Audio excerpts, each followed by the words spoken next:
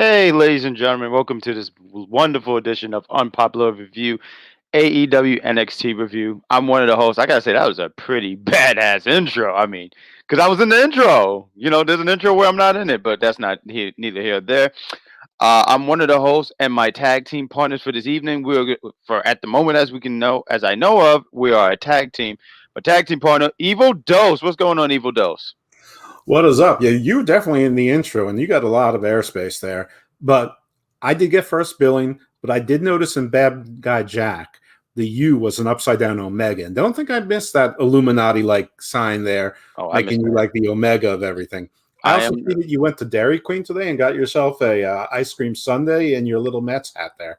So that's I was nice. so happy and pleased, and I wanted to show it off so badly because I'm a guy. I'm from Queens. I gotta represent Queens. So yes, I gotta have the whole Mets thing, even though I don't think they've won in God knows how long. But hey, gotta represent Queens, man. That's all right. Yeah, Queens Boulevard. You can say I am Queens Boulevard.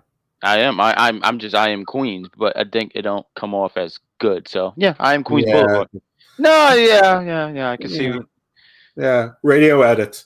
Yeah, I'm told that our third member may jump in fashionably late. We'll see. I don't know how NXT was because you watched it obviously, but AEW not as messy as last week, but a little dull. So I don't have a whole lot to say, but somehow I think I'll say a lot anyway. Well, yeah, that's what we're here to do is to talk and run our mouths and tell you guys that's watching what the shows were like. NXT to me personally, just to get it out there, it just seemed very lackluster. I mean there was some good stuff, but it just seemed lackluster. Like it just seemed like it dragged. It seemed like I just wanted to advance all these storylines for next week. And I know there's a takeover coming up. I just forgot how where is that? I don't know if it's like 2-3 weeks from now, but just to move those stories going along. But why don't we? I didn't see AEW, but since AEW starts with an A, why don't we start off with that? What was the first segment of All Elite Wrestling? Okay, well, AEW started, and by the way, it was dark down there in Florida, and it started right off with the You Kingston suck, Arsenal. Elvis. I hate you. Thank you for Whoa. watching. Yeah, for sure. Wow. That's very hostile. Is that the side of you we're going to see this Sunday? By the way, the Unpopular Review gang, or some of it, is getting together this Sunday. We're watching the Royal Rumble together. I think we're going to stream some of it live, so you guys can watch us interact in our native habitats. I know, like bears. Yeah, I think Zookeeper's going to throw us raw meat. It's going to be really exciting. Oh man, I can't wait. Like, especially Yeah. if it's on the floor. But I I digress. hope it's not salmon again. I hate fish. Really, you're not a fish person, really? I like smoked salmon, but no, I'm not a fish I love person. when salmon smoke. It's something about that where you see. Cause I could just imagine it with a leather coat and sunglasses and has a cigarette. So yeah, I'm with the smoked salmon. Yeah, I like a smoked salmon, and I like a mollusk. I like a crustacean. The regular Mm. fish, nah, it just doesn't work for me. And you know what else didn't work for me? AEW Dynamite didn't work for me tonight. So we started with Kingston and Archer. Kingston comes out alone. Archer comes out with Jake Roberts, but he sends Jake Roberts back because he doesn't need him. The backstory of the still goes back to the Battle Royal when Eddie Kingston didn't think he was eliminated. So Archer got the title shot, and Eddie Kingston never got a title shot afterwards. Oh, wait, he got 2 title shots. I mean, what's he mad about? I don't understand this. It's still going on.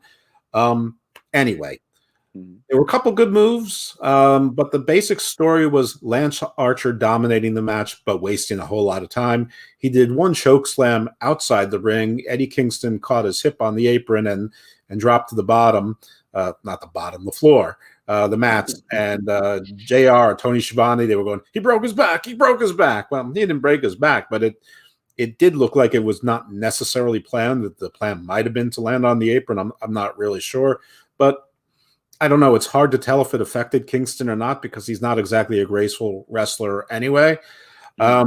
Anyway, this was mostly Archer. Again, he wasted a lot of time. Hello, Chris. Christopher. He was doing power moves and spending a lot of time glamming and looking. Justin Palacios, I know that name. Sorry about that, Elvis. Sorry to hear that, Elvis. Definitely sorry to hear that. Oh, come on, Daniel. It's not always awesome. Try to be objective. That's the word I'm looking at. Yeah, he definitely caught the what is a lot of different names there for Charmaine. Yeah, So anyway, Lance Archer did do that moonsault off the top rope, which is a pretty impressive move for a man of yeah. his It's size. almost like 7 feet. Yeah, Yeah. absolutely. But then he wastes a lot of time again and doesn't get the pinfall. At some point, the Butcher and the Blade come out. They have a beaten Jake the Snake Roberts held behind them. Jake is in his granimals again, looking pretty worse for wear. That obviously has the desired effect on Lance Archer to turn his attention but he doesn't go storming out. He's just sort of glaring at them or whatnot. At that time, the bunny comes from the other side and gives Kingston basically almost like a loaded gloves, not quite as large as what Sean Spears was wearing, but anyway. So he does his back fist move, knocked Mhm. out Archer, and Eddie won. By the way, at some point in this match, Eddie Kingston did something to Lance Archer and it legitimately caused a black eye, and like it looks like blood was going into his eye. Wow. So it was legit, and you could really see it. The Butcher and the Blade came in. They continued the beatdown of Archer, and you could really see that black eye. The segment then went basically into a Moxley promo. I mean, they spent a lot of time promoting next week's card and a little bit of mostly next week card, some Revolution, but next week card mostly. And AEW was okay. I mean, we'll give it that. It was not as good as last week. All right, I think that the fans are arguing with each other, and I'm not going to get involved in that right now. No, we don't get involved in that. We don't wear ref shirts. We let that go into the chat. That's what we like here at Unpopular Review, Yeah. because you have an opinion, I have an opinion, they have an opinion, but we just ask to keep it not friendly. Let's not throw chairs and thumbtacks and. Now, here's one of the best parts of the show, in my view. It was a Moxley promo, and he was being very natural, and he really was trying to untangle some of the clusterness of some of the AEW plot lines, and he was really pointing it out as if he's noticing it too. So, I mean, it was good. I don't know if that was his idea or somebody else's, but he basically said, the Good Brothers hate me, and the Young Bucks are sort of with the Good Brothers, but they're sort of my friends, but they really don't like Kenny, and they don't like not Don Callis, Right. and there's a whole lot of drama with them. There always has been, and then you've got the Death Triangle, and you've got Pac doesn't like me, and the Lucha Brothers, they don't like the Young Bucks, but they're with me, and they're fighting with the Butcher and the Blade, and they're friends with Kingston, or are they friends with Kingston? They were best friends with Kingston. I don't know what's going on around here. I'm a simple guy. I like my beer cold, my coffee hot, my water room temperature, and I like sex in the morning because it's a good way to start the day. He wasn't lying. And then he said basically, I don't know much about Phoenix or Pac, but you want to have a fight, I'm down for the 6-man match. So that was it. Simple. He made a lot of good points. That was one of my favorite Moxley promos. I'm not sure if I'm in the minority there. And then that took us to a commercial. So back to you, bad guy. So I just gotta ask, because I feel like Jon Moxley, he's a mixed bag, but I guess you could say that about any wrestler. But how do you feel about him as a promo guy? I think that he's generally overrated as a promo guy. I mean, I think as far as this era is concerned, he is average to slightly above average, but not much above average. But every now and then he strikes the right passion and the right note. But he is sort of one note, so it doesn't always sound right. This time he was more demure. I mean, he wasn't demure, but he wasn't like yelling at the screen and all amped up. And I liked it. Maybe it was a change of pace. Maybe I liked that he was pointing out all the things that I sort of kibitz about every week. But I thought it was good. I thought it was effective. Fair enough. Fair enough. Interesting takes. Yeah. NXT, it starts off with Drake Maverick and Killian Dane against MSK.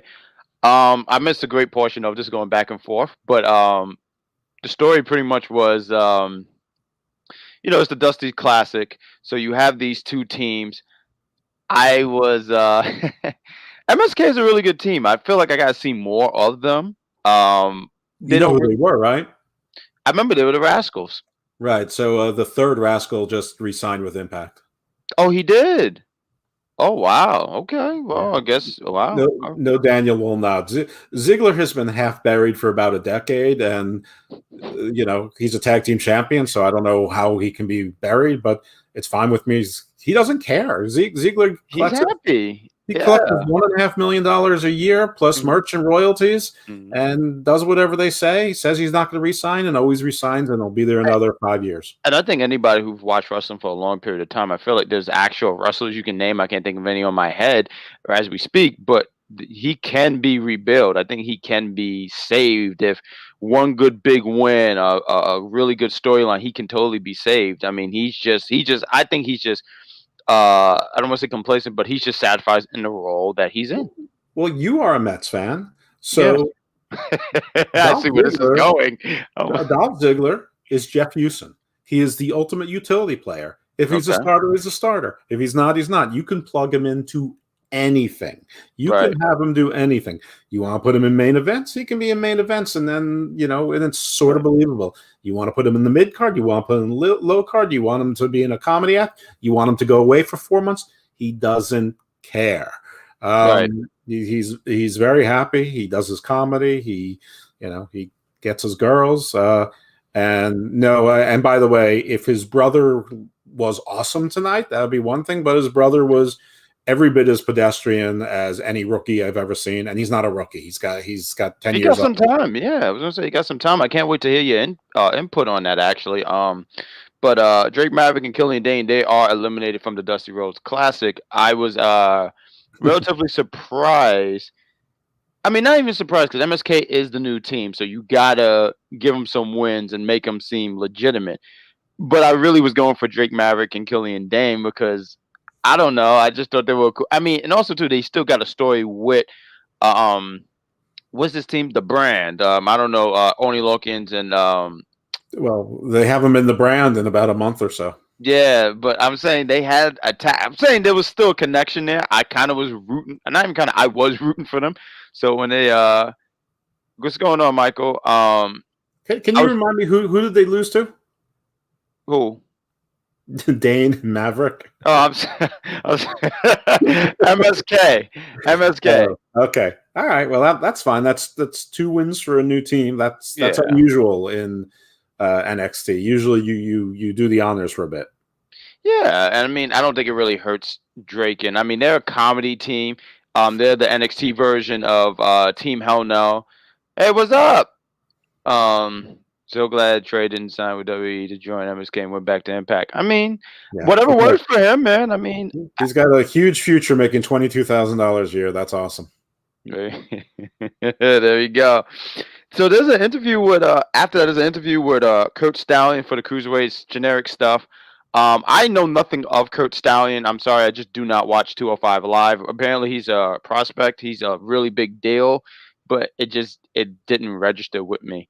It didn't really do anything for me. So I heard him talk. I think I went to the refrigerator and grabbed some strawberries, and then I thought he was Ben Carter when he ran out. Ben Carter. See, who's Ben Carter? Who are these people? Is this a movie reference?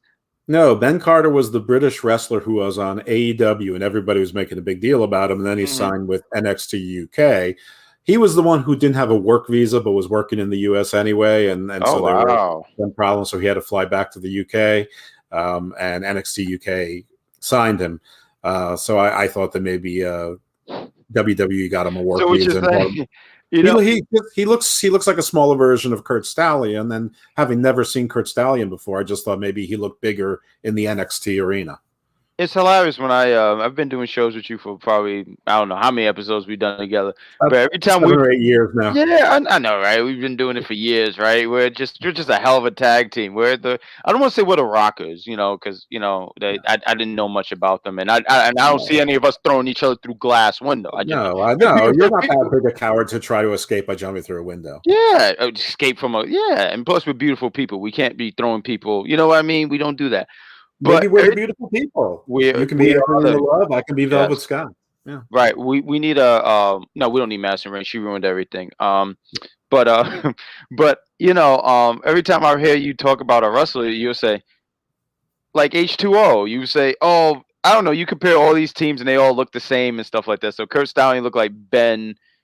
I don't know who this guy is. You said, but Ben. So yeah, maybe he is Ben. Maybe we don't know. Maybe it's a magician. Maybe It's not, and I'll tell you how I know this, because people were making fun of the Kurt Stallion name, like they're saying, "Oh, it's so typical of Vince to, NXT. to pick those kinds of names."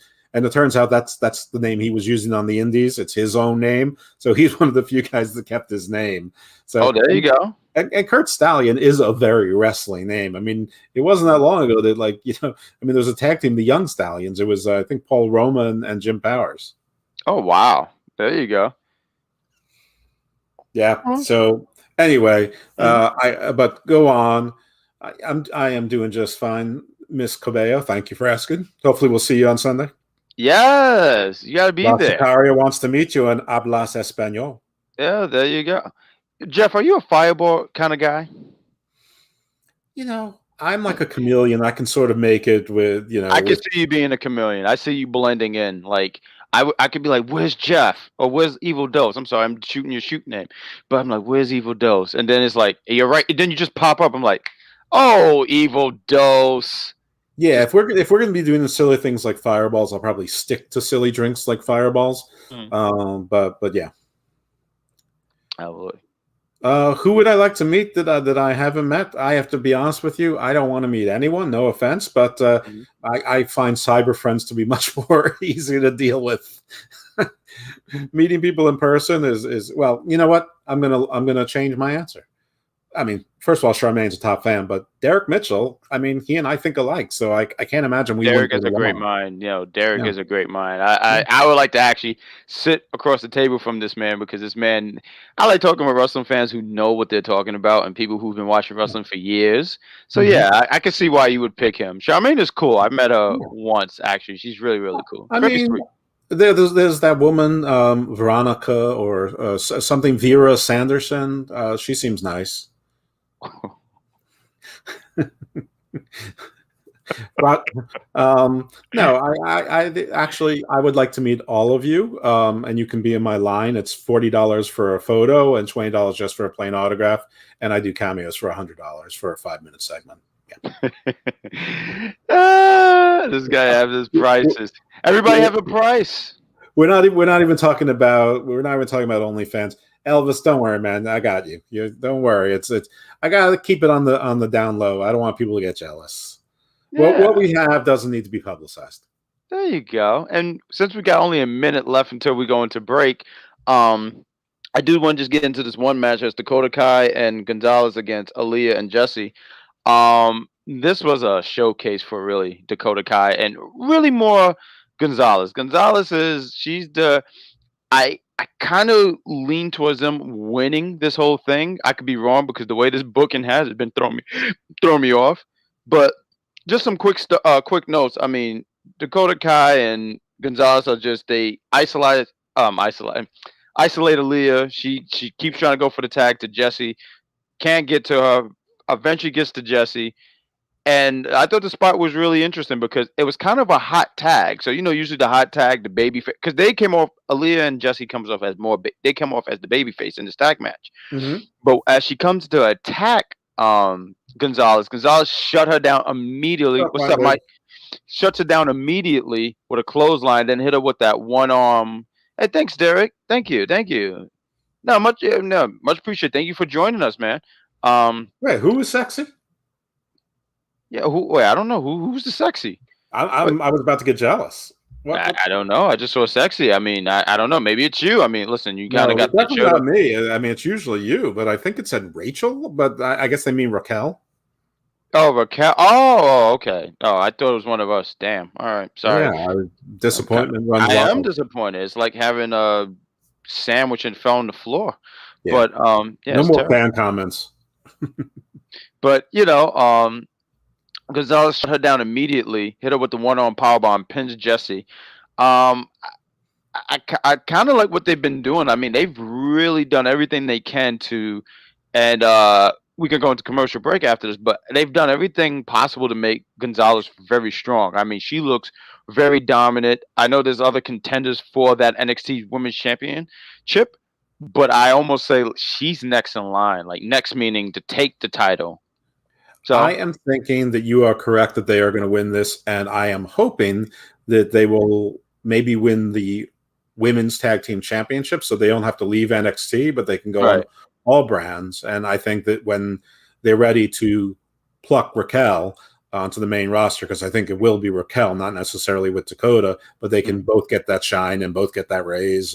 But we need women's tag teams for the women's tag team title to mean something. So, they're starting to create some, so let's go with that. Thank you, Charmaine. Okay, so you're back to fan chats are okay. Hey, so you think they would bring up Gonzalez so fast? Like, do you think that's even necessary? Like, I do agree that they need tag teams.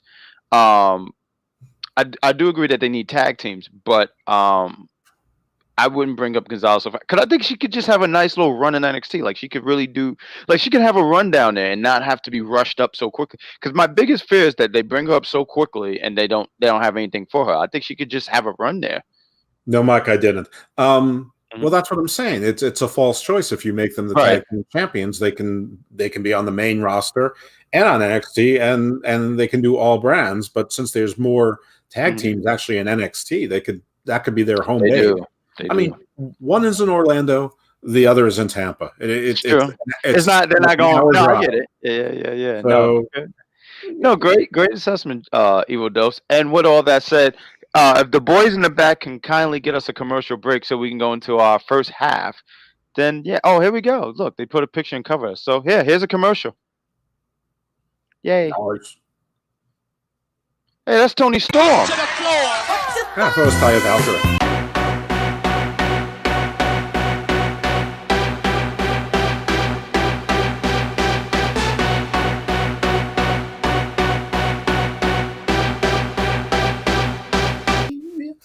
So I thought that was funny. And then what really stuck it out for me, the reason I'm mentioning this, is because then after Sky hit the button for him to fall into the sharks with laser beams attached to their heads, he started laughing, a very corny, very stupid, evil laugh, right? Mm-hmm. That was making everybody awkward and uncomfortable, right? And myself, I've been there where somebody found something funny and I might have found it funny too, but they found it so funny that they're laughing uncontrollably, right? James, you might know the person as well. James might know the person as well. Vic might know the person as David, because that's what I was thinking of in this day one to see. So you're looking and you're trying to back him up because that's your boy, right? We all been there. We've all been there. We had that guy that everyone's things. But you try to back up because that's your boy, and then you're like, wow, he's going way overboard. So then he says, and I say this line a few times, I always put this in my favorite quotes. Scott, throw it down a notch. Creep it a bit. Thought that scene was very funny, so that was one of my favorite. Oh, man. Wow. A lot of energy. A lot of energy. That is a lot of it. A lot of energy. Hey, thank you. Heard that Cheryl Lynn. To be real. I saw you dance. I saw you bobbing to it. You was getting into it. I saw you. And that was a lot of energy. You got it. To be real. It's got to be real. Real. There you go. That's all. Cheryl Lynn rocks. See, there you go. Speaking of rocking. We're going to talk about Dwayne? I'm joking. Go ahead. I wish. Yeah, Ricky, we're going to talk about Dwayne. No, but we're going to talk about someone older than Dwayne, but wrestled in the same era, and that is Sting. Because we come back, and Sting and Darby are in what appears to be an abandoned warehouse or some sort of industrial area. It's not clear if they're on the inside or the outside. It's not particularly important. Mm-hmm. So Sting says, okay, Taz, now that we're on a first-name basis, because there was some promo with Taz earlier saying we're going to be on a first name. I don't know. I don't even know when it happened. Actually, it must be referring to somebody in the back. But Sting said, yeah, we're going to be on a first-name basis. So, hi, Taz. Hi, Brian. Hi, Ricky, et cetera. You've been making false accusations about us, and it's hurt my feelings. You called us hoodlums. Hoodlums? We're not hoodlums. Well, Darby's a hoodlum. And you know what? I'm sort of a hoodlum too. So this was really dumb. And then they start breaking some windows with the baseball bat and I guess the skateboard, and they walk away. So grunge. Yes, as hoodlums. And Darby left the TNT title there, just abandoning it. I don't know if that was supposed to mean he didn't give a F, or if it was a mistake, but the camera lingered on it. I don't know. It was a little weird. I'm not really sure how this Sting thing is working. I saw this segment because I saw it on Instagram that they shared segments and stuff. So I watched the segment and it was so weird to me because, and I don't know if it's weird. Maybe weird is not the word, but I'm watching this segment. Sting is doing a promo. You got Darby. He's brooding, and then they start like he throws his what's Darby? Darby throws the skateboard through the glass window. Then Sting used the bat to break some glass. I don't know what this was trying to go for. It just I mean, this match is happening. It's official. It's happening. I just don't know what to expect out of it. I mean, it's got to be cinematic. It just has to be. I think that's pretty much public that it's going to be a cinematic match. Absolutely. I mean that's the way to go with Sting. Right. I mean, he's in very good shape for a 61-year-old man. He looks very great for a 51-year-old man. Well, he looks great. I gotta give it to him. He looks really, really great. But the segment was kind of funny. Just seeing them break glass, just with their face paint, and Sting got his coat, and they're just breaking glass, and Sting is swinging the bat. I don't know. I thought this was a deleted scene from Crow. I don't know what was going on. It was really silly, and somebody pointed out to me that Sting was winded after it. I didn't even notice that, so I can't verify it. But I'm sure that they were. I mean, I just didn't know what I was watching. And when we come back, we're seeing the Inner Circle come out in Moss, all of them together, and they're facing the Varsity Blondes. This was another lethargic match by Jericho and MJF, and frankly, Brian Pillman, who is not Brian Pillman Jr. because his father's dead, so it's just Brian Pillman. But because the Ham and Eggers there probably can't distinguish, we'll just call him Brian Pillman Jr. He is not really fast. He used to be fast. I mean, I remember him in the New Heart Foundation, and he had some speed to him. So I'm not sure what's going on there. Griff Garrison seems to be the speed guy, and frankly, for a while, he was the one that was carrying the match. When Griff Garrison is carrying the match, that's not a good thing. Somebody reminded me that Griff Garrison was Master from Master and Machine, which was a weird tag team in Ring of Honor. Apparently left Machine behind. If somebody looks up the tag team, the picture of Machine is it's like a flock of seagulls' hair on all the steroids, but only hair steroids because the rest of him looks like, well, I don't know, Jimmy Havoc maybe. I remember Jimmy Havoc. Wow. Yeah, we all remember Jimmy Havoc. Anyway, this was not a good match. Brian Pillman jumped off the top rope into a Judas effect. Chris Jericho, I guess, because he had to get some revenge, did a lion salt. Actually, it was better than last week for sure. Right. They got the win. The group all stood together and they all did the group flipping of the bird. And then for some reason, out of nowhere, Sammy and MJF started, griping at each other again. I posted on Twitter and on Facebook, wrestlers need to be able to count to at least 3. That seems, pretty natural. You would think that they can count to 10, for countouts, but that might be a bridge too far for some. We've seen people have trouble with getting to 10, but Sammy Guevara can't count to 1 because he said months ago that if one more thing happens, he's quitting.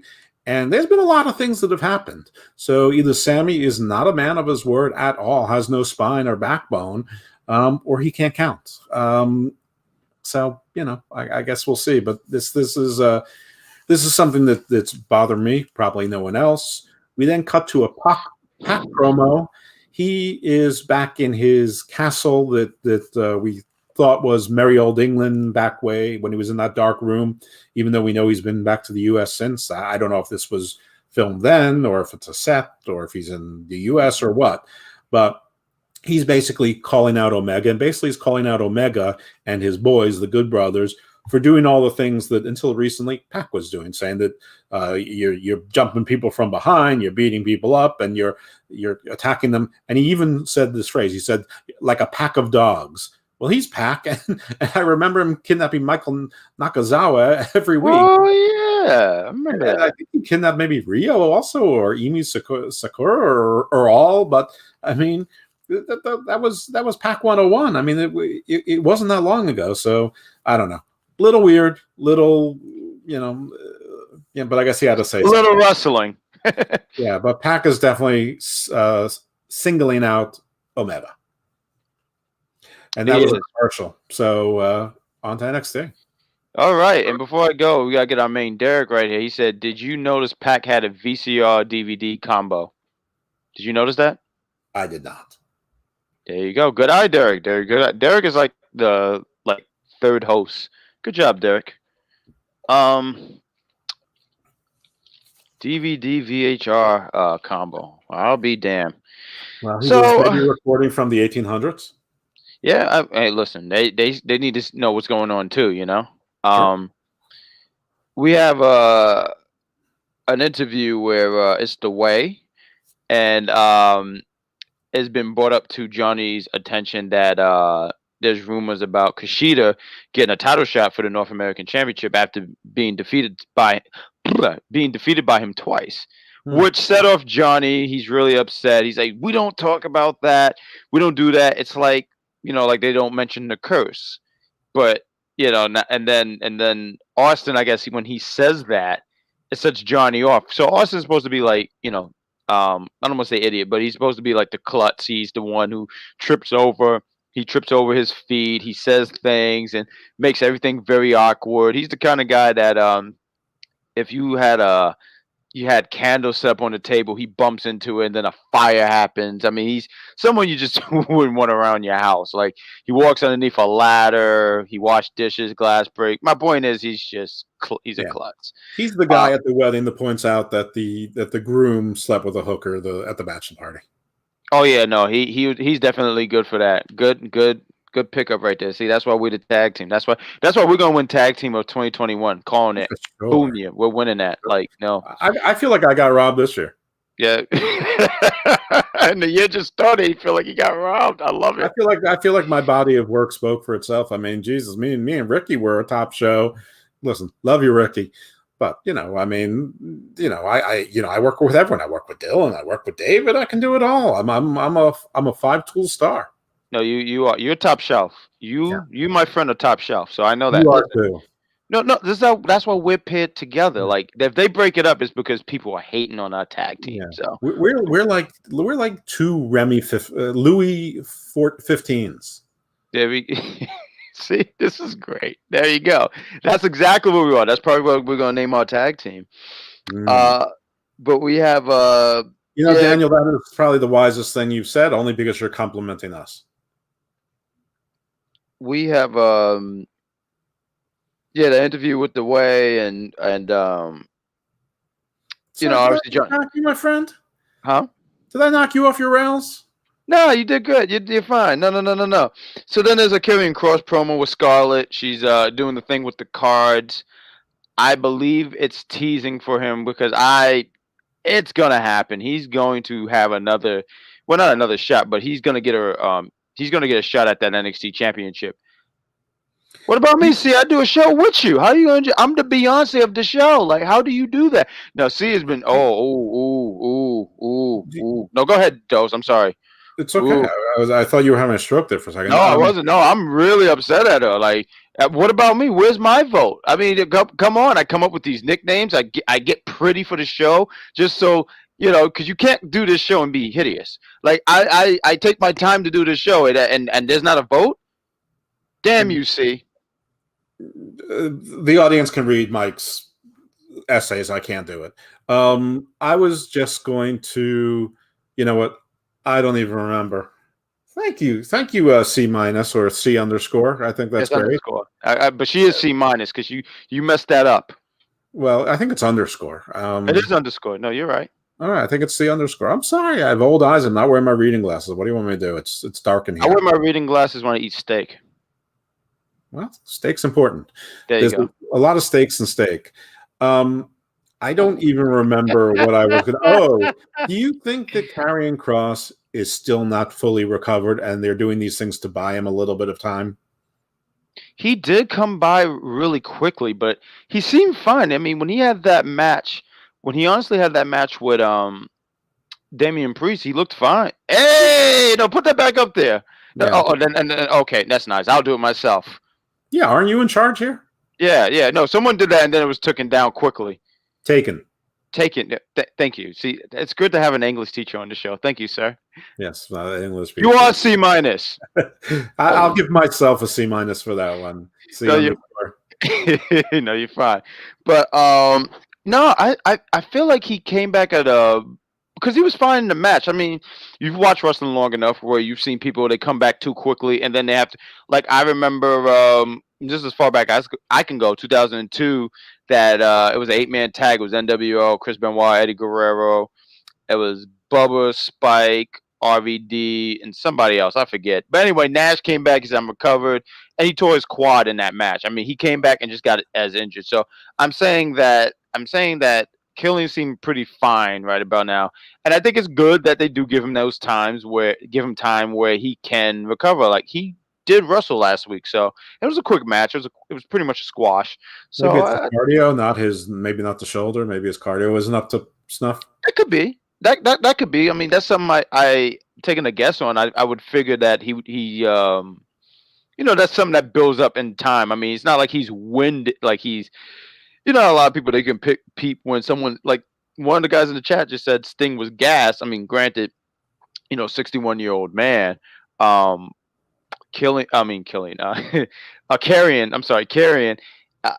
what, mid-30s, top, really good shape. So yeah, it might be his cardio, possibly. Yeah, that name's got to go. Carrion is no good. Just call him Cross. I mean, just call him Cross. Did you? Was you a fan of the Killer when he was called? I mean, I get why they removed Killer, but yeah, Killer Cross is awesome. Carrion Cross is just weird. I mean, Carrion eats other animals' kills. I mean, it's scavengers. That's not his thing. Right. What, that he eats? That he eats people?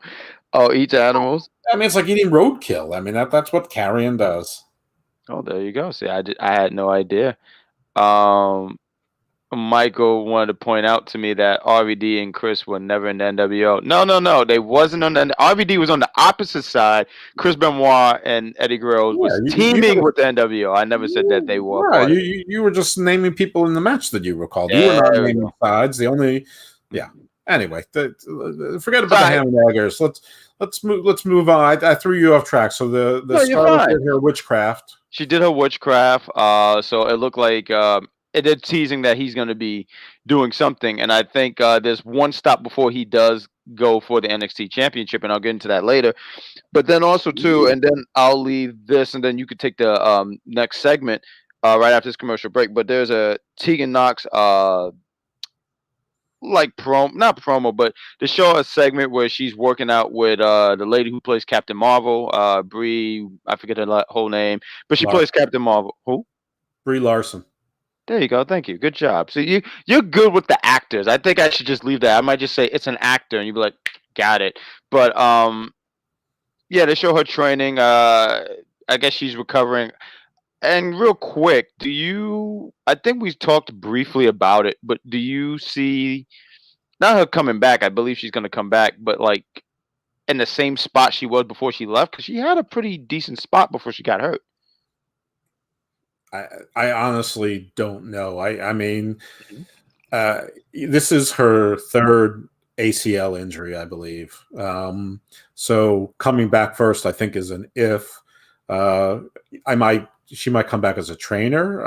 I mean, I don't see her as a future NXT Women's Champion. I don't see her going to the main roster. I mean, I think that they'll probably offer her like a player coach position or coach kind of job. As long as she can do workouts with people from the Avengers, I mean, there's a role for her in that company. There's a role for her in that. Yeah, there you go. And I guess with all that said, and then because once we come back from this commercial break, we're going to talk some more AEW, my friend. So here is a commercial. Ladies Boom. and gentlemen, thank you for watching this edition of Unpopular Review. While you're at it, why don't you give us a follow on these beautiful social media platforms known as Facebook and Twitter at Unpopular Review. But there's another one. Give us a follow on Instagram. We got funny pictures, we got updates, and we have things where we tell you everything that's going on.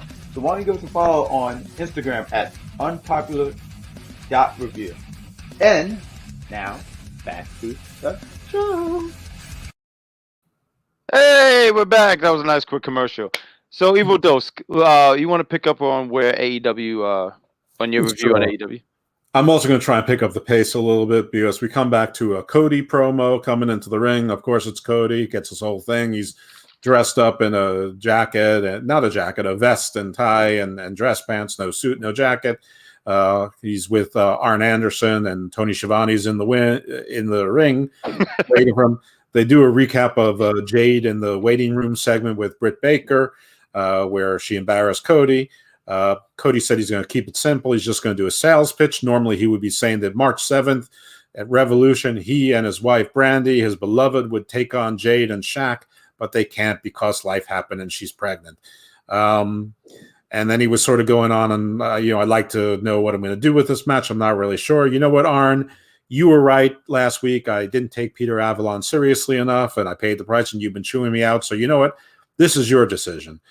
And so Arn said, okay, give me some time because I may contradict myself here, and I beg you all to give me some patience.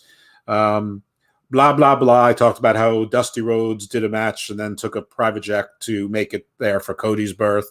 And then he blah, blah, blah, calls out a gesture, and Red Velvet comes out, and she's got the passion, and she is sick of Jade Cargill. She's had issues with her too, and since she knows Brandy can't defend herself, that she's going to defend herself, and she is going to stir it up on her bitch ass or something like that. Yeah, and that was pretty. And then Tony or JR says, well, if it's her bitch ass, it's serious. Sounding every bit as Caucasian as I sound right now. So basically they lay the challenge out for Cody and Red Velvet because it seemed that Cody's body language indicated he was down to face Shaq and Jade at Revolution. But we didn't know if there was going to be an acceptance at this point. So the ball was in Shaq's court. Brandy, I guess, is a face, even though she doesn't act like a face, even though she's pregnant. So blah, blah, blah. Then we get to another little vignette where it's Kip. He's very happy he's getting married. Of course he is. And then we get to Penelope, who's also very happy. Don't understand why. Kip is very handsome. Yes, I am very handsome. Kip is the best kisser. I sure am the best kisser. A whole bunch of stuff like that. Wasn't funny. It's just like a whole huh? I mean, nobody gets this except that he's a small improvement from trash Joey Janela, who was her prior boyfriend. And then Miro speaks up, again wearing ostentatious clothes, which is his thing these days. And Miro says he's not coming alone. He's not bringing Lana, folks. He's bringing Charles the Butler with him. So that is that clip. And, then they promote the wedding at Beach Break or Beach Bash, whatever it's called, which is next week, February 3rd. So a fun little segment. So in 2 weeks, we're going to get two people going through a cake. We had Dr. last week, and we'll have undoubtedly, Miro and or Kip or all of them are going through a cake next week. Then the match was Adam Page against Ryan Nemeth, who, for anyone who's unclear, is Dolph Ziggler's shoot brother. Ryan Nemeth, yeah, he's right. Pow, bang, bang. He's called the Hollywood hunk. His profile is very much like Dolph Ziggler, though when you look at his face, he looks a little bit like Ted from Bill and Ted's Excellent Adventure. That's all I really see. Anyway, I didn't think that Nemeth was that bad, but I was seeing posts all over the place how terrible he was and that he looked terrible and it was embarrassing. I'm like, who was he worse than? Was he worse than MJF? Was he worse than Jericho? Was he worse than Pillman? Was he worse than Griff? For the life of me, I couldn't remember that there was a Kingston Archer match at that point. It was completely lost to me. Anyway, he was fine. He wasn't great, but he was fine. But he looked like a rookie, but he's a 10-year veteran. Was he? I don't know, not sloppy, but I mean, how would you describe? Was he like you peeped? Did you peep up a lot of botches off him? What did you get off him? No, he was just slow. I mean, it was just slow. It just didn't seem like it was flowing naturally. I mean, say what you want about Dolph Ziggler, but he's very fast and very natural and very fluid. Yes. He's sort of like AJ and Kenny Omega in that regard. He's very fluid and very fast. He is. Yeah. Ryan Nemeth looked like he had to think about everything a lot like Brian Pillman. But Brian Pillman's been in the business probably 4 years and is 23, 24. This guy Nemeth, I don't know how old he is, but they said he was a 10-year vet, and he didn't move like a 10-year vet. That's all I can say about it. The main thing out of this match was that they talked about, Adam Page not joining the Dark Order. The commentary was split on whether it was a surprise or not. They were talking about how it was probably a good move. JR said he's a better asset to AEW as a singles star, which might be true. A lot of people. I agree to that, actually. Yeah. Yeah, a lot of people think he's going to be a future world champion.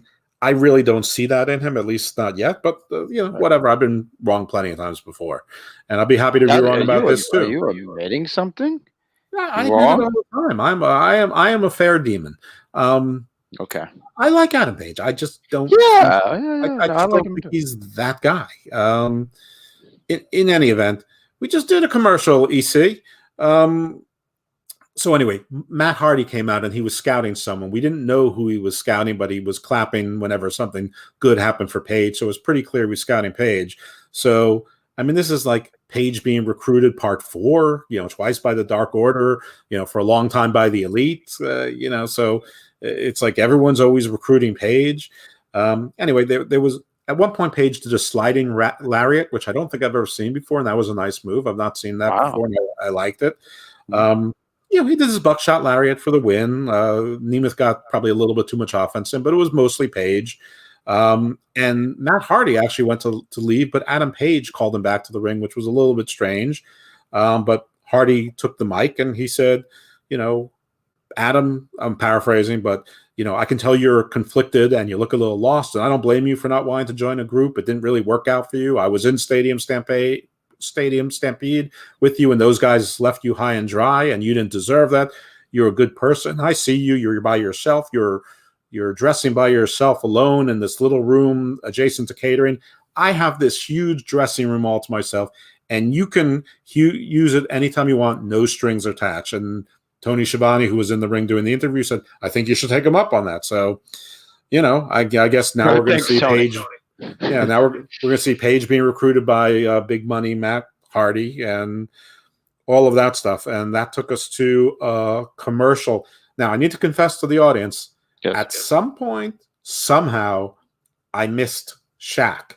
And apparently there was a pre-recorded segment where he basically accepted and said, see you in March or something like that. So there you go. That match is official. There you go. Derek got your back right there. Yeah, thanks, Derek. I wish if you were half a second earlier, I could have just shut up.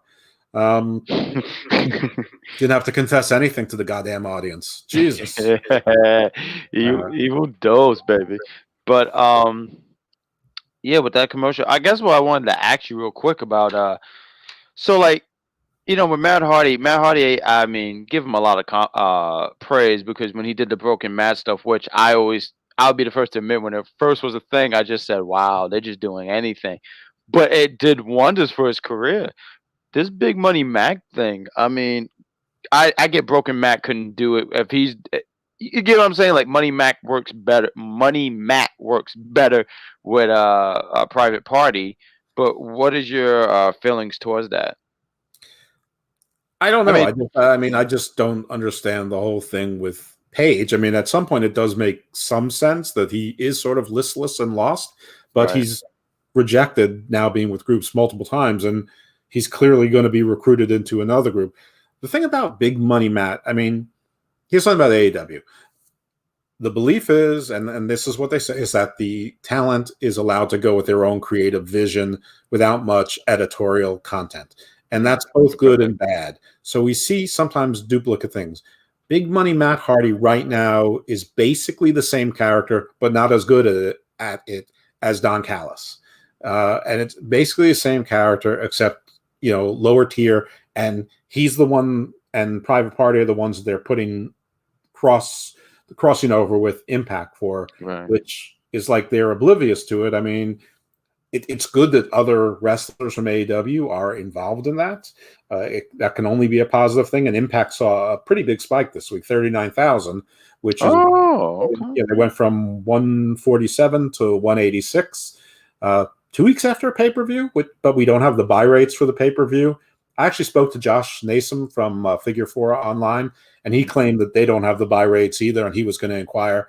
Let me tell you something. Bullshit. They have the buy rates a week later. They actually have the buy rates a couple days later, but they don't release them for a week because, there's the replay a week later the next weekend for pay-per-views for those of us who remember paying for pay-per-views. They have them. They have them to the number. I was going to say, yeah.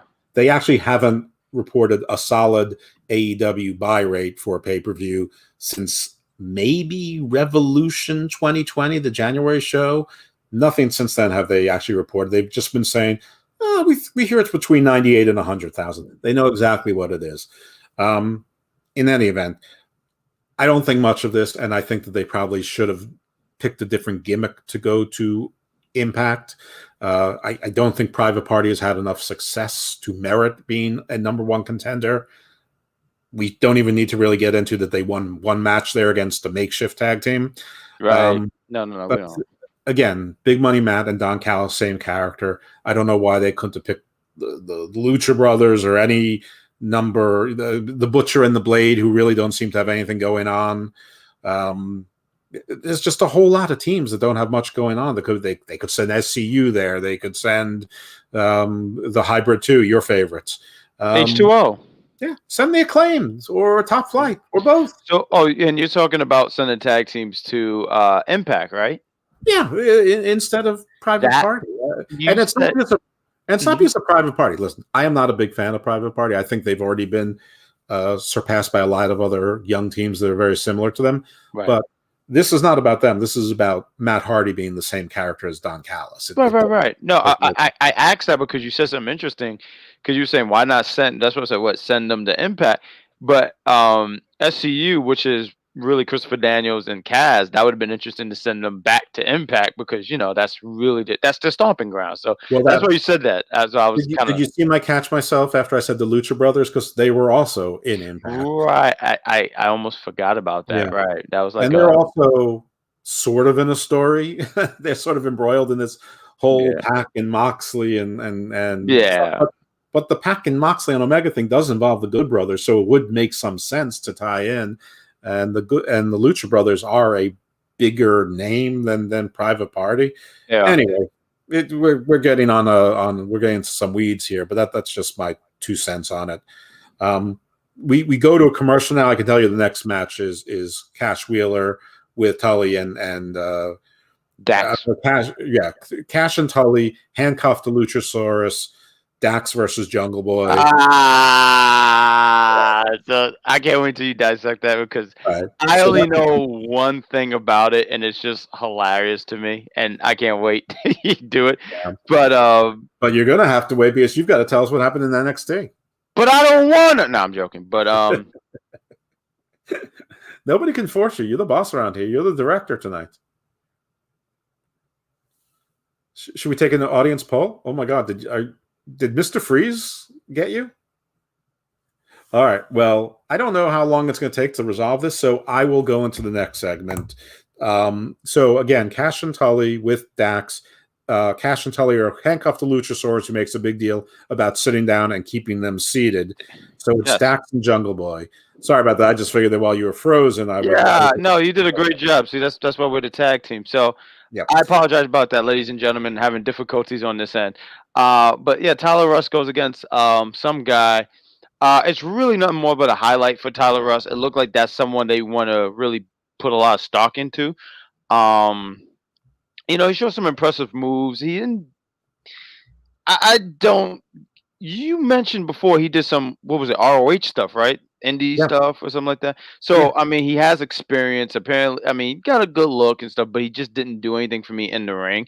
But he does beat some guy with a submission. He hits him with a he beat some guy with like this arm breaker submission. It's like he wrapped his arm. It was almost like the rings of Saturn, but modified.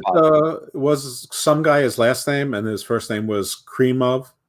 Yeah, absolutely. No, it's middle. Some cream guy. That's really that's the best. Cream of some guy. Cream of some guy. That's right. That's the brand. Cream of some guy. Yeah, that's a Uh, winning name in wrestling. that's a great name. That's one of those wrestlers. That's like your first opponent kind of wrestler.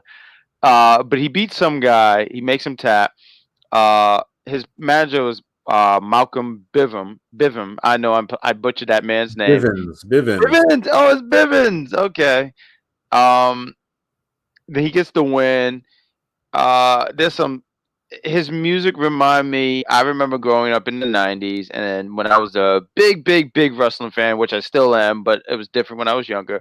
I remember we used to watch this show. It was called WCW Saturday Night, and his music just reminded me of something off Saturday Night or what was the other show in WCW? Worldwide. So he had this music that just reminded me of the '90s. Um, Whose music? oh, the winner, Tyler Russ. Not some guy. Some guy didn't have music. No, which music from WCW? Oh no, like literally the intro from WCW. Oh, the intro music, the theme. Okay, gotcha. I'm sorry, I should have been very clear, but it just reminded me of those intro themes from like Worldwide and Saturday Night. So yeah, he gets the win. I see they want to put stock in him, which is cool. I mean, you gotta because eventually a lot of these guys gotta be there's a lot, not a lot, but eventually people are gonna be called up, and you gotta focus on talent that's going to be here for the next year or 2 or 3, however long. Because Undisputed ever been here for what, like 4 years at this point? I don't even know anymore. But they've been here for a long time. So you got to work on some other names. We have the Grizzled Young Vets against Kushida and Leon Ruff. I the Grizzled Young Vet were probably killing it in NXT UK, but it just didn't do anything for me. They probably it just like because they look like they should be a really good team, right? But there's something missing there. I don't know what it is, and it's not wrestling because the in-ring work I felt was crisp. I felt like it was very very crisp. So it's not that. I can't explain. I don't know if it's they don't have personality. I'm not sure, but I wasn't feeling them. Kushida and you're nodding your head, so it must be that. But they are completely fungible.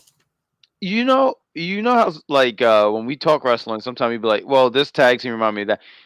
Grizzled Young Red just remind me of Imperium, just with hair. Well, yes, I mean, Mm-hmm. I have said it. Imperium. You take the Grizzled Young Veterans. You take Lorcan and Birch. You take FTR. You just put them into one of those bingo rollers and pull out any two guys. Put them in. I have no idea. They're all the same. They're all exactly the same guy to me. So yeah, they have this match with Kushida and Leon Ruff. I mean, they take advantage. Tyler Russ in that bunch too. He's basically one of them too. Who was that? Tyler Russ, Drew Gulak. Throw them all in there. Timmy Thatcher's taller, but they're all the same as far as I'm concerned. They're basically small Cesaro, Small Cesaro. Which is okay if they actually put like 5 of them together as a faction, sort of like some version of the Varsity Club, but maybe like the Dungeon Club or something like that, or the Malenko Club, something like somewhere like that, where they're all very serious, but because there's so many boring guys together, that all of a sudden they're interesting. I mean, it works for Imperium when they're together. They're sort of interesting. They sort of have a menace about them. There's something about that. Excuse me. Oh my goodness. There's something about that actually works. Imperium. They look like Nazis. That's why. I mean, come on. Oh, Jesus. Oh God. I feel like I really should not be like sitting there going, "Go Imperium." Oh, there you go. Well, what do you want me to say? They look like Soviet Spetsnaz. I mean, basically saying, whatever it is. They look like Slavic Northern Germanic bad guys. They do look like bad guys. Not no comparison. But yeah, they sorry, yeah. Yeah, I had to throw that out there because hey, wait a minute. No. Yeah. But Grizzled Young Vet, they beat Kushida and Leon Ruff, which I expected, but I honestly expected the way to interfere. Yeah, I really expected that to happen, but the Grizzled Young Vets, and also too, just a quick note because I do take notes on these things and I pay attention. My fifth grade teacher be proud of me. So they mentioned Grizzled Young Vet last year eliminated Kushida when he teamed up with Alex Shelley, the Time Splitters. So it just seemed like if there's another another Dusty Classic, and Kushida's in there, and he's facing the Grizzled Young Vets, he might be he's probably gonna be shaking in his boots because this team just seemed to have Kushida's number. Uh, Leon Ruff takes the pin. They protect Kushida, which I gotta say, I really like what they have done with Kushida. Because he was just another name on the brand. Didn't do a whole lot with him. To the point, I felt like the stuff in the cruiserweight stuff was great, but that match where he really got aggressive with Velveteen Dream. I mean, I don't even remember if Dream even got a hit in. So I mean, that was the match to me that showed the aggressions, and ever since then he's just been really aggressive. I mean, he comes out with his jeans and his wrestling boots, and he just kicks all kinds of ass. And he was kicking ass. I mean, there was a part where he got tagged in. I mean, he was like he was killing people to the point once Leon Ruff, and I like Leon Ruff, but once he got in the ring, he's the guy who's going to eat the pin. He's going to eat he's the guy whose shoulders was in a relationship with the mat. And right after that, after the match, you have the way attack both Kushida and Leon Ruff with oh God, Austin. Why did I almost say Austin Aries? But Austin Theory. Pretty easy to do. Yeah, I mean, it's an Austin. I mean, I could have said Steve Austin, but I think if people said Steve Austin was in NXT, they might be. There's also Ace Austin, and there's Austin Idol. So I mean, there is Ace Ace Austin. Yeah, that name sounds familiar. Yeah. But yeah, you have the way they attack him. Austin holds Leon so he could see when Johnny Gargano hit the final beat on Kushida. Kushida's laid out. They're celebrating their win, and out of nowhere, Dexter Lumis comes out of nowhere, stares a hole into Austin Theory, to which Austin Theory retreats. Him and Johnny Gargano gets out of there with Dexter Lumis just staring a hole into them. Dexter Lumis, I mean, they just keep him in the mix. I don't think he's going for that. I definitely don't believe him to go for the NXT champion. I mean, NXT North American Championship. But he's there, which I guess I can give you the reins so you could take over because my mouth is foaming. So why don't you talk AEW? Yeah, I actually think that when wherever to the moon Cameron Grimes is when he comes back, I wouldn't be surprised if they team him and Lumis up as sort of a mixed match and tag team, and they may get some gold there as with similar to what they're doing. I mean, granted, they don't have the gold, but Tommaso Ciampa and Thatcher, because they paired them up. Yeah, but Tommaso Ciampa and Thatcher makes sense. I mean, they really never should have been anti each other. They're basically the same guy. Lumis, so they're not. Yeah, well, they're not really a mismatch. As a matter of fact, I thought that the stipulation in that match might be that the loser has to, the winner gets to run Thatcher's school. So the loser would have to be a student. So, and again, it's the same as my other concept that you have, Thatcher's, dungeon or whatever as sort of a faction. Anyway, no, I think Lumis and Grimes might make sort of like a fun, like sort of almost like a rock and sock kind of thing with less words. Anyway, so I had started with the Jungle Boy Dax match. And so they announced Jungle Boy at 157 pounds, which is, I mean, so right now, listen, anybody who's listened to me on any of these shows knows I'm never going to be interested in a wrestler that's 157 pounds. And they're probably rounding up. In any event, and remember what I said earlier, that the talent has a lot of freedom, and so sometimes they repeat things. Well, in the first match, Archer sent Jake the Snake Roberts to the back, and in this match, they sent Marco Stunt to the back, and they were teasing he had an injury. He was all wrapped up, so they sent him. So second time in one night, frankly, the second time in about an hour and 15 minutes. Not even, actually. This match started before the end of the first hour. This was like a 20-minute match, including commercial. It was way too long.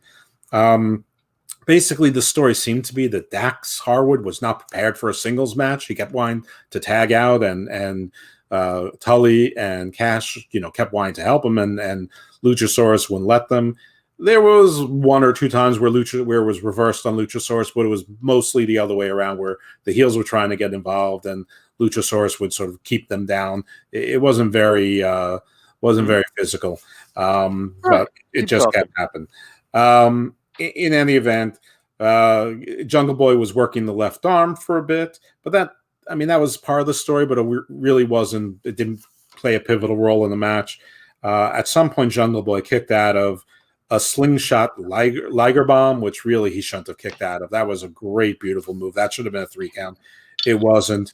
Jungle Boy has some offense, and he basically has Dax tap out to an STF, bank statement type of submission. So I'm not too happy about that match. It was way too long. I will say that at the end, it got pretty interesting.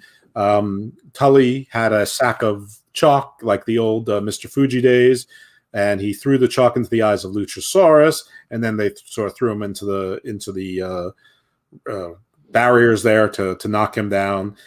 They got the key. They unlocked themselves. They did a beatdown of Jungle Boy and a little bit on the dinosaur as well. They did their finisher on Jungle Boy, and then they did a Tully driver where Tully was on the top rope. I think it was on Luchasaurus, and it was much better than a 20-year younger Snoop Dogg. Granted, Tully Blanchard's been a professional wrestler most of his life, but he is 66, and I think Snoop Dogg is, 49? Anyway, they then handcuffed Luchasaurus to the ropes. He was draped down, in the usual prone position, and they took out a scissor and they cut the horns off his mouth. They were then going to cut Jungle Boy's ridiculous hair, but Marco's stunned, flanked by, I thought it was security, but it turned out it was SEU, Top Flight, and maybe some security to save Jungle Boy's precious hair. You gotta protect the hair, bro. Yeah. Then we got a segment in the back where Team Taz, because they suck and can't beat anyone up, they... Here we go. He's going to say it, folks. He's going to say it. There's not enough here for a round, but they were destroying all of Darby and Sting's merchandise at one of the vending stations. And so that was, and they beat up the vendor. And then they said, "You want a street fight? Get ready." So, yay, Taz, good job. You wait, what?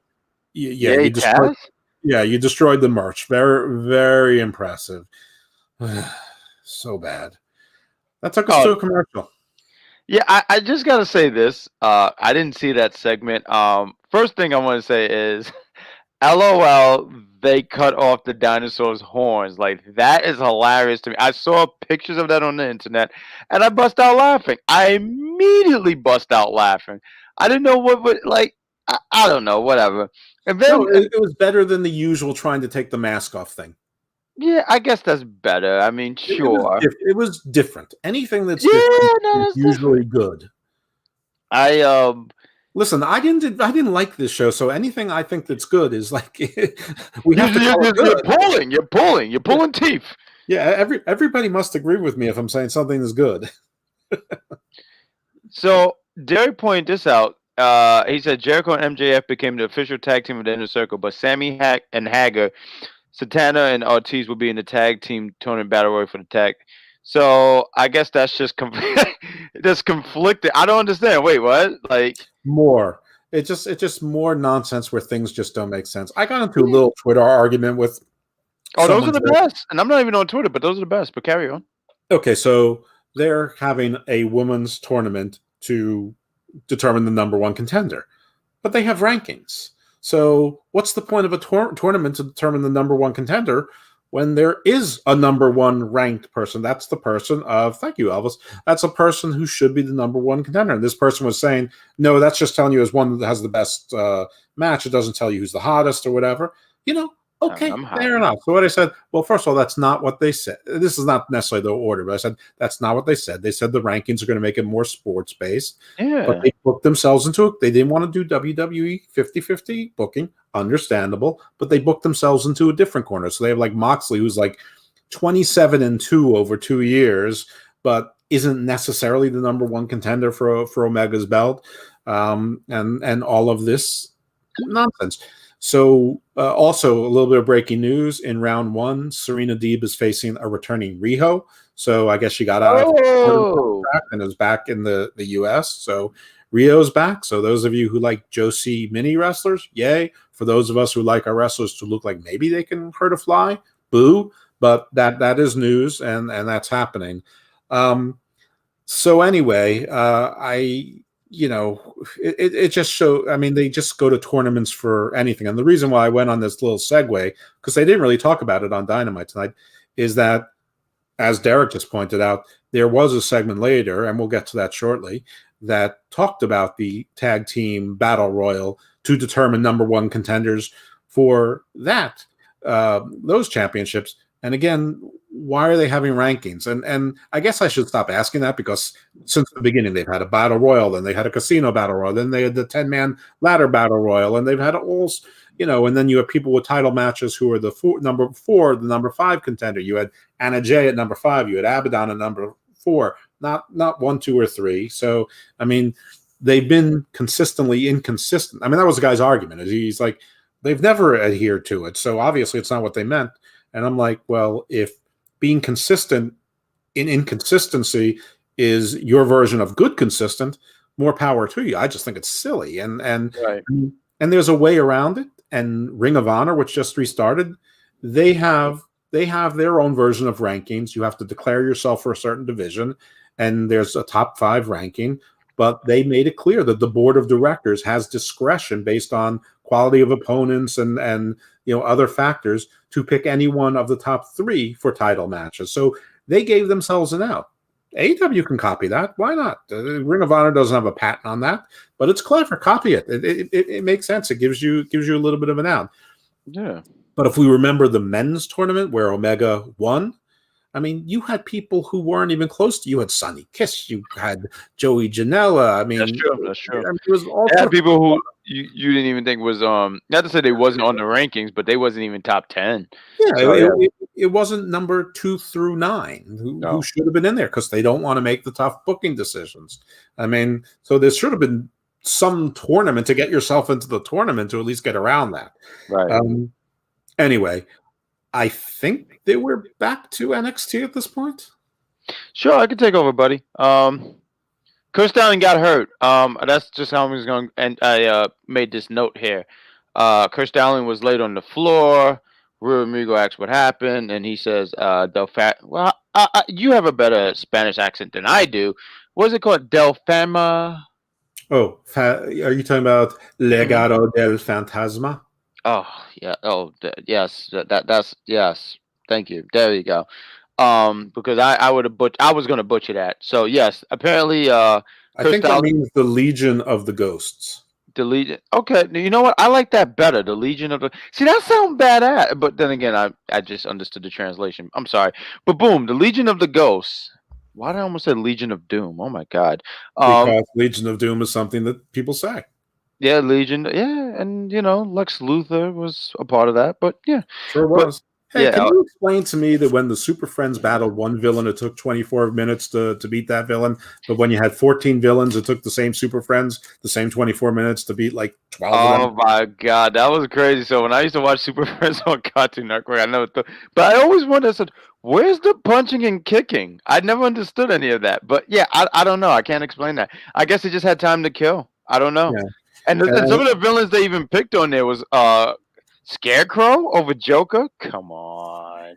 The whole thing was just not good. No bueno. I mean, Samurai Tornado. Oh, that was terrible. Black Bolton, whatever. That was terrible. Yeah, no. Chief. If kids, if you want to see some old fashioned, what we thought was harmless racism back in the day. Watch oh my God, no, that's offensive. It's hilariously offensive. Like you know what it is also, and I actually looked this up today because I was thinking about it. Mm-hmm. That when you're growing up, my age, and you had Crayola crayons, you got the crayon for skin color, and it was roughly my color. So that's ingrained in you, that's the normal skin color. And that's something that who knows what kind of impact that makes on a person, if any, or whatever. But I remember it. So I figured that they changed that a long time ago. No, it was 2003 that they teamed up with some association to make the Skin Tones of the World collection, where they had like 7 or 8 different crayons that were all different skin tones. Oh, wow. And I'm not entirely sure, I didn't go this far, but I'm not entirely sure that the one that is Caucasian isn't still just called Skin. So, I mean, so, but yeah, so I don't know. I don't know what we're doing. This is. We should probably reverse that. Reverse that. Reverse that. Reverse. There we go. Reverse. There we go. Going back now. Going back now. So yeah, NXT. NXT, and he's Derek. He said, "I'm old school Superman fan back in the early days." Of course, because Derek, you're basically me. We're the same person. You're just like if my inside was on my outside. There you go. So there we go. Kirsten gets hurt. The fans. What's his name? Oh my god. Legado del Fantasma. Yeah. No. Santos. I'm sorry. Santos Escobar. Yeah, Santos Escobar. Him and his guys. He gets confronted by William Regal. They act like they have nothing to do with it. They laugh it off and say, "Come on, let's go." But they see a card. And it's one of those cards from Carrion. So I believe that's the next thing, because the week before, he did talk a lot of nonsense saying, like, hey, well, maybe he couldn't cut as champion, talking about how he was a champion and had to give up his belt. Meanwhile, he's like, I've been champion. I haven't been hurt, and I was still champion. So I think there's going to be something there. I think there's going to be a little thing happening there. Are they turning Carrion face? I don't think so. I think he's just going out there to kill dudes, because I don't see him being a face. I really don't, personally. I think he's just out there to just lay people out. I wouldn't turn him face, and not to say he can't be face. Well, what's he doing? I mean, obviously beating Santos Escobar means nothing because he can't go for the cruiserweight title. Right. But it doesn't make any sense. I mean, he's got other things. I mean, I guess they're keeping him in NXT. Excuse me, for a while longer. It also might be just that little. I mean, granted, you did say something interesting, because, like, right, Escobar is the cruiserweight champion. Escobar, he's a cruiserweight champion, so it's not like he can go for that title. But I think it's just one thing before he goes for Finn, because I believe he's going to eventually go against Finn. But he needs something to do prior to that. So that's just my hunch. I'm not too sure. We have Toni Storm. She comes out. She talks about how she wanted to be the first, one of the first women to win the Dusty Classic for the women. And talked about how Io ruined everything for her. Io comes out. She sits here and says, she's down for a fight, and they're fighting. Mercedes Martinez come out. She's kicking ass. She kicks Io's ass. There's a spot where she picks up the belt after these two had their little scuffle, Tony and Io, and Tony takes the belt from Mercedes, sitting there saying, that belt is mine. So there's a disagreement between these two former partners. Then you have Io comes out of nowhere, attack both of them. They're fighting. It looks like there's a spot where it looked like, because Io was going to go for the moonsault, so it looked like Tony was going to help Mercedes. Like, she helps her take out the ring. But as she takes out the ring, she just takes out the ring and smashes her against the ring apron, taking her out of the mat, taking her out of the equation. And you have Io and Tony. And Tony and Io having a back and forth. She eventually gets her in the corner, and she smashes her ass and her face 3 times, laying out Io Shirai. So Io, after having a whole ass sandwich, Io is no longer able to. She's laid out after the ass sandwich. Yeah, and she had the $5 foot long. Yeah, there you go.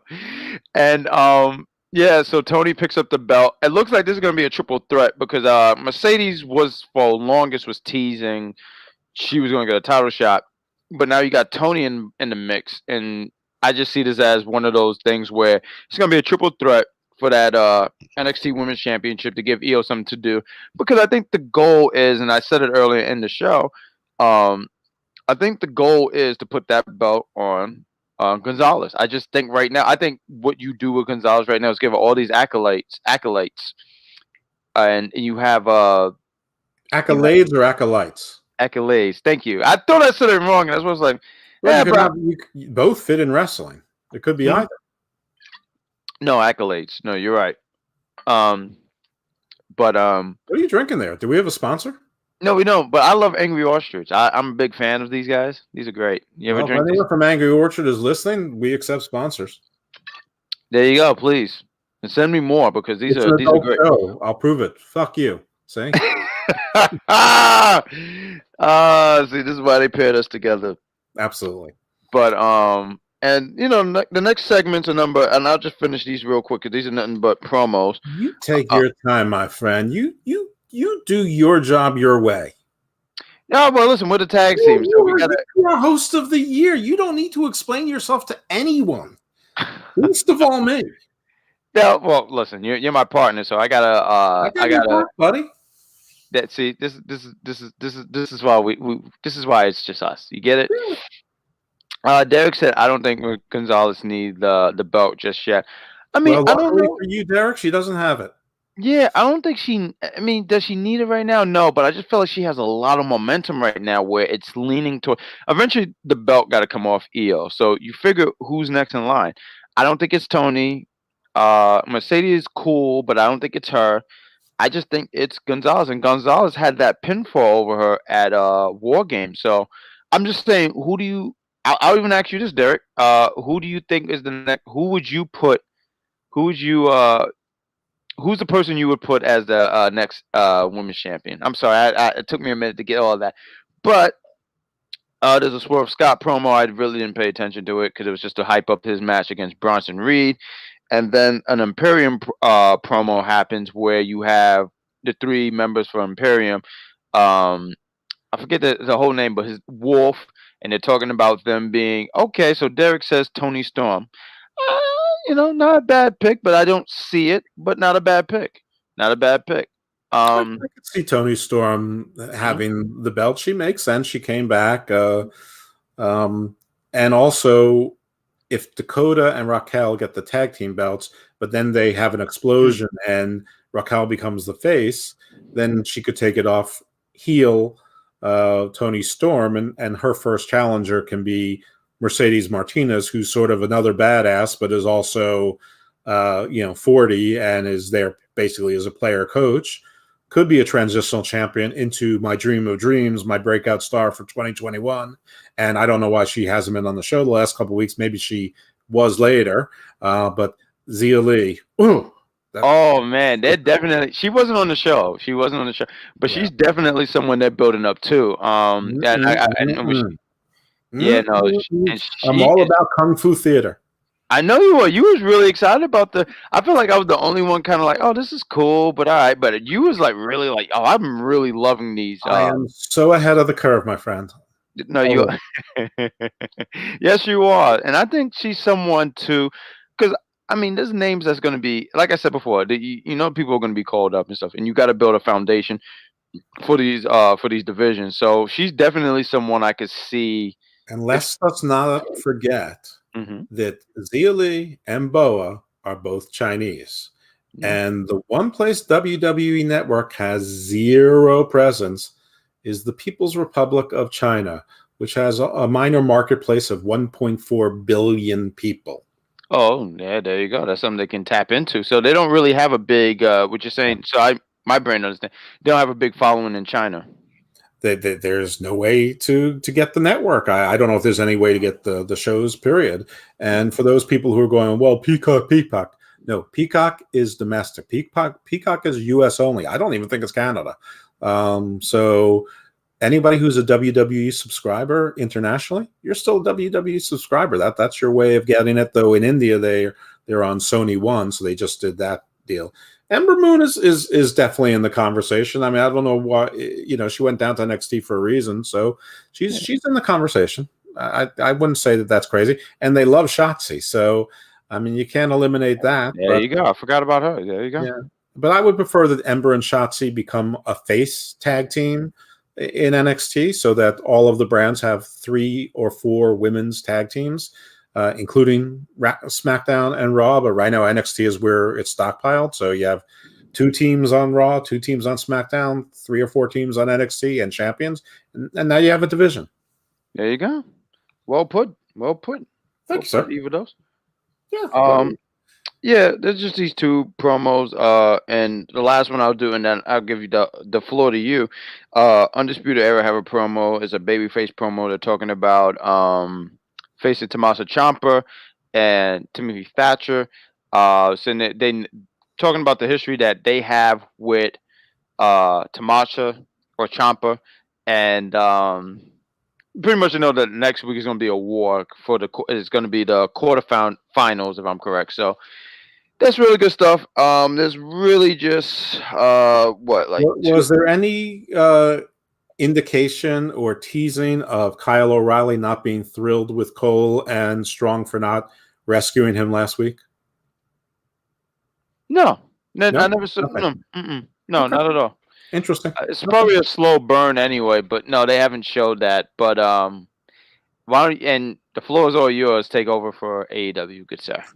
Alrighty, so this is Britt Baker coming out with Reba. She is facing Shana, who, if you recall, Shana was the Portuguese wrestler who, for a while, everybody thought was a really great wrestler, but she's really pretty average. You know, her and Chris Statlander were, everyone's saying, "Oh, AEW's division is really getting great," and then we saw people like Serena Deeb and Thunder Rosa who can actually wrestle. So, but Shana is okay. She's not terrible. She's okay.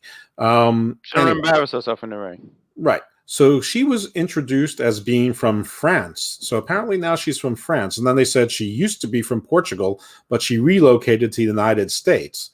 So she's being introduced from France, but she relocated to the United States. Okay, that's great. So that was stupid. And she relocated to the United States so she can compete in AEW. So isn't she from the United States? They never said she relocated to France. I mean, I don't know. Anyway, she's won titles all over the world. That's wonderful. Anyway, at some point, match. At some point, Reba distracts Shana. Britt attacks her from behind. But the match goes on. This match, a lot of offense for Shana, which I guess is not inappropriate because, she left off as being one of the, upper tier women, whatever that means in AEW.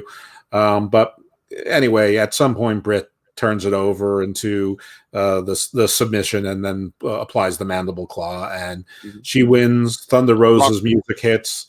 There's a delayed rescue run-in by Thunder Rosa, and the heels get away, and Thunder Rosa is going like, "Oh yeah, you're running away." Yeah. But it was a noticeable delay from music to body. We then go to the back where MJF is seeking out Sammy Guevara, and he's going, Sammy, and Sammy's like, "What's up? What do you want?" And apparently what they were arguing about earlier is that Sammy Guevara thinks that MJF had Wardlow interfere in the 3-team match last week. And MJF goes, "Frankly, Wardlow is the worst employee I've ever had," which, that's great on the record. "I didn't tell him to do that. I even docked his pay for this week. Are you happy now?" And then Sammy's like, "You think I'm stupid? I see what's going on here. You may have everyone else fooled, but I know exactly what's going on. And, I don't believe you." And basically, MJF goes, "Sammy, are you sure that you want to play it this way?" And Sammy goes, "I'm not playing." So there we go. That's true. Average fans don't watch Dark because they're smart. So where were we? All right. So I already asked my important question is, can Sammy count to 1? But that's when I wrote it down on the page here. We go back to Dasha with an interview segment with the Good Brothers and the Young Bucks. They talk about the Bullet Club being back. So the Bullet Club name has been dropped again to raise that false flag that there's anything going on with New Japan. Spoiler, there isn't.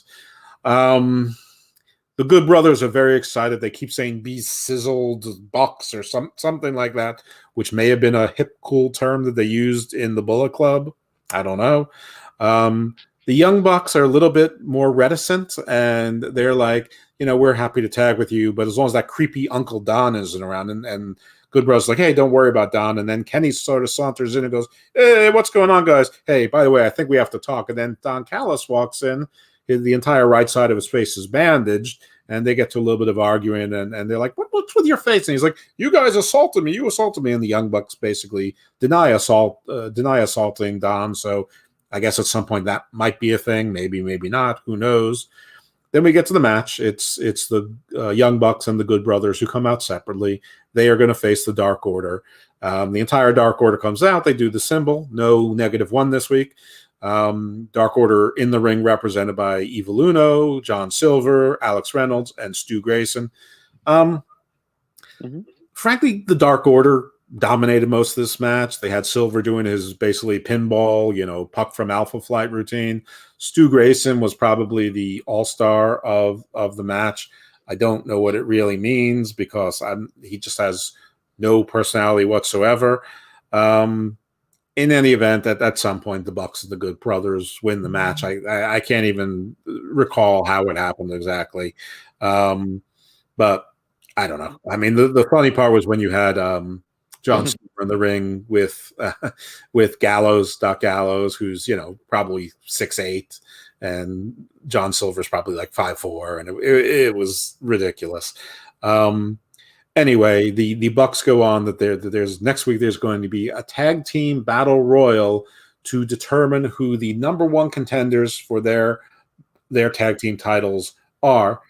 Again, back to my prior discussion of why do they have rankings? Where's FTR's rematch? Someone else pointed out that there are 2 of the Inner Circle tag teams in this tournament, despite there being an official tag team of the Inner Circle. I'm not even sure that Jericho and MJF are in this match, which wouldn't make any sense either. But the Bucks mentioned that they have been inserted into the match itself, and if they win, they get to pick whoever they want to face. So it's not like they get a pass.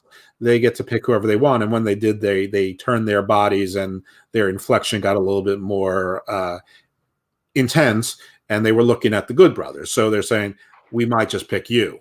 Oh, wow. At that point, Phoenix runs in by himself to attack, because remember, Penta was beaten up by Gallows, Anderson, Callis, and Omega. So Phoenix runs in, he gets beaten down, and then Moxley comes in. And so Moxley for the rescue, and Kenny Omega comes in. Moxley gives him a paradigm shift on Omega. Omega really gets no offense in whatsoever, so the faces stand strong, and that's basically how the show leaves us. Yep, that's the end of my notes. That's the end of the show. We got our little copyright and trademark disclaimer. Dynamite out. I would say not a terrible show, not a great show. On a scale of 1 to 10, 5-ish. 5.3 maybe, just to be generous. I mean, it wasn't as messy and convoluted as last week or the week before. Last week was a bloody mess, but it was sort of dull. I mean, there are probably some people who like the Dax Harwood Jungle Boy match. I mean, it was too long. I don't buy into Jungle Boy. And that when there's tag teams facing each other in singles competition, the face wins to make you think they're going to win the tag team match, which of course they're not. But I like the scene afterwards. So it had some good, some bad, some indifferent, but I would say it was mostly a fairly average show. And by average, I mean not average by those 8 glorious months from last January to about August, when AEW Dynamite was far and away the best wrestling show on TV. Right now, I'd have to say that SmackDown is pretty far and away the best wrestling show on TV. I can get that. Though I would say nobody's watching it, or maybe nobody's watching it, but I would say I've been watching MLW again, and I know that we're never going to review it here, maybe on a Patreon level one day or something like that. It's not a lot of people watch it, but it is actually pretty darn good, and I think it's what people were looking for and hoping for out of NWA Power when it first came up and before it got all goofy. So if you have an extra hour, or you're sick, you don't like any of the wrestling you're seeing, check out MLW and give it like 3 shows. There you go. If you don't like it, quit. Is it digestible? How many? How long is the show? It's a 1-hour show. It's on YouTube. It's free. They have free. some commercials in there. Mil Muertes just signed. I'm trying to buy a mask from him. Yeah, Very difficult. But evil Dose has to support other evil masks and and get their power. I need some of those 1,000 deaths so that I can revisit that 100,000 fold upon the terrestrials. There you go. And there you go. That was Evil Dose AEW review, and I'm gonna hope to change the light here. Sexy. Thank you. Mm-hmm. I bought this thing from Five Below. It's very nice. I'm revealing too much secrets here. Very nice. Yeah, thank you, sir. Derek actually agrees here. He said MLW is worth watching. You said that's you, right? He's pretty much the same person. Yeah, the same person. If my outside looked the way it was supposed to, I'd be Derek. So I'm gonna try to hurry up and do the review because we have a Swerve against Bronson Reed match. Just to sum it all up, Bronson Reed wins. I don't know that finishes that feud. Bronson Reed is someone I see them really putting a lot of stock into. Big guy. It's funny. I was as I was making my way home today after work, I saw that they are right after the Royal Rumble on the network. They're gonna play it's Icons, and they're gonna have Yoko. And I'm not comparing him to Yokozuna. I guess the only thing is he's a big man like Yokozuna, even though Yokozuna was probably way bigger. He's more like Bam Bam Bigelow. Yeah, I can see the Bam Bam resemblance. Yeah, Bam Bam Vader kind of. It's not as big as Vader. Vader was huge. He's more like a Bam Bam Bigelow type. Maybe like even like a Kevin Owens type, but not quite as but bigger. Yeah, no, he's bigger than who? I mean, you've been a fan longer, but who was bigger between Vader and Bam Bam? Oh, Vader was considered. Bam Bam was not a particularly tall guy. Right. Vader was big everywhere. I mean, Vader was an NFL defensive lineman. No, I asked that because I've seen pictures of them, and they almost seem like they had the same body structure. That's why I asked. Look again. Vader. If you look at Vader's his traps and his shoulders, and he's a much broader and thicker man up top. Oh, okay. Bam Bam was just a fat guy who was agile. They probably said he was 6'2". He was probably 5'10". Vader was probably a legit 6'3", 6'4". I'll do some homework tonight. I'm gonna look that up before I go to sleep. That's interesting. Okay, cool. Yeah, Vader was a legit 400-pounder. Bam Bam was probably 350, something like that. Not a small guy, very agile. Right. I get what you're saying, but Vader was definitely the bigger of the two. Yeah, a very weird deep V-neck. There you go. So yeah, Bronson Reed gets the win. He beats Swerve in a pretty good match. Swerve looked good here. I like that. Our show when I explained to one of our jabroni fans that WWE is now the land of the big man again. I remember you mentioning that, and I don't know if it was even here or on your own personal podcast at the Hammerlock Hangover, which I listened to, which is a really good show. Thank you for the entertainment. You said it's the land of the big. So you personally think that's really trying to get a lot of big guys again? Yeah, I think that they're focusing on the big men, and you're going to see all of the big men start to migrate into title positions and the main stories. That's how they're going to distinguish this themselves as a brand, as being the land of the giants again. So it's no accident you've got your Drews, your Romans up there. Braun is going to come back. It's no accident that Omos and Dabba-Kato and Keith Lee and Otis are training more at the PC to work like. Is Omos training too? Is he? Because I heard about the one with Otis and Yeah. Oh, he's training there. Okay. Omos is one of those guys as well. Bronson Reed with his push, Cross with his push. Yeah, there's always going to be some diversity, of course, but I think you have to have that. Bobby Lashley, being where he is. They have done a lot, and I was never a big back in the day Bobby Lashley fan, but I really like what I know in your show. Yeah, yeah, a big fan of Smashley, but he's been really just killing dudes, and they've done a really great job protecting him. Very much so. Like he's really Sheamus is they're booking him like it was 6 years ago. So. It's the Fiend is a big guy. I'm just saying that's what they're going to be, mostly the Giants again, the larger than life people. If they're not capable of making larger than life characters, they're going to at least have larger than life people. That's interesting. I'm gonna keep my eye open. You keep your eye on. You keep watching. Well, I sure will. Well, that's because then I can't review the show if I don't watch it, right?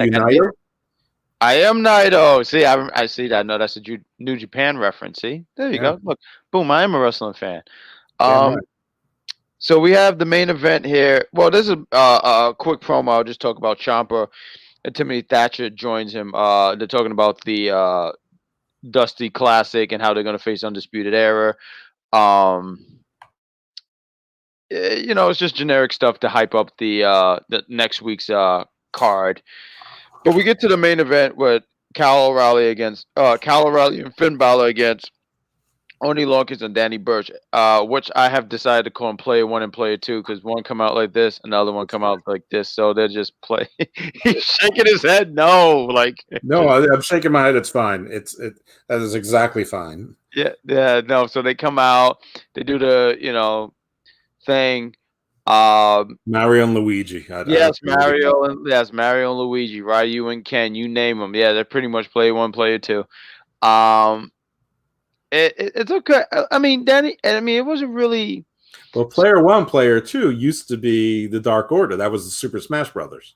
Yeah. See, Super Smash Bros. It's funny because like when I heard that, and look, I'm a video game nerd, so when I heard that, I'm like, oh, and I know why they don't use it because Nintendo will be right on their throats about that. Mm-hmm. So I thought that was really hilarious. Right, but I didn't know that was actually their names, Player 1, Player 2. That's like cool. Like when I play 2K19 again, I'm literally making a team just Player 1, Player 2. Like that's great, but that's neither here nor there. I'm sorry, I'm just being a nerd. Boom. We're doing a wrestling show. We're already. I know. I apologize. I'm a nerd, and we're already nerds. All right, that's true. That's why we go to Comic-Con. Are you a Comic-Con kind of guy? I would go, but I'm not. I mean, I don't think I've gone to a Comic-Con in 30 plus years. 30. Comic-Cons haven't been on for that long, bro. Well, it was they were conventions, but you're right. It wasn't Comic-Con. It wasn't all the cosplay. It wasn't the big thing that it is now. But you could go and people would sell old comic books and art, and you'd have Chris Claremont would be there signing autographs, and you'd have some people speaking from whatever movie was happening there. So yes, everyone is a nerd about something, and I want to find out what everybody is a nerd about because I want to bring them on Garden of Doom to talk about their nerding. There you go. If it fits in Garden or Doom, or preferably both. That's a hell of a garden. I and before I go into the NXT review, what is so these people comments our fans know what is Garden of Doom, Jeff? Oh, Garden of Doom is my non-wrestling podcast. And it covers a wide landscape of things that fit into the Garden of Doom, which really can be anything. I would say if there's a through line, it's usually about pan-cultural experiences. So the commonalities in myths, including theologies. We question certain things like the question of indigenous. What is indigenous? We also talk about a lot of real news, the sort of science-based news, and also a little fringe news, but has fact in it.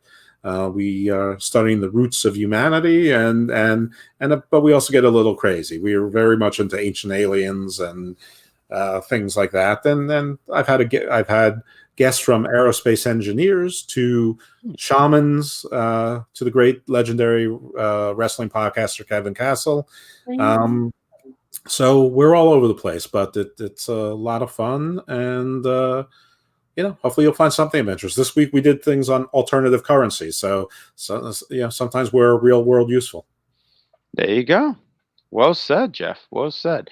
Thank you. So there you go. Garden of Doom. Check it out. Should be a lot of fun. Free shows. Every podcast I do is free. No Patreon, no donation, all free. When we don't ask you for anything. No, sir.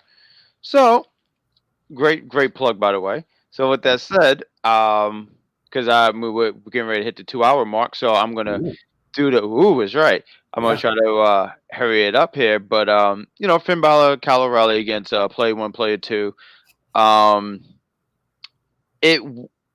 I was actually excited about this match because of the participants in this match. I think Oni Lawkins is really cool, but he's a heel now, so I guess it's different. Because when he was a babyface and when he used to do the hot tag, he would be fired up. He would really start punching people in the face, but the story here was, Kyle and Finn getting their revenge, but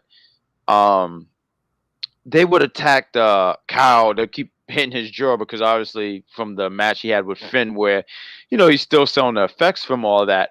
So, excuse me. So you have the I'm sorry, that's the angry ostrich sneaking up. But the angry part. Yes, that's the very angry part with a capital A. So this match is it's okay, it's all right. They attack Kyle O'Reilly's jaw, I almost said neck, jaw. They keep punching him in the jaw. I mean, just brutal. And Kyle's doing a good job selling it. Finn is getting his offense in.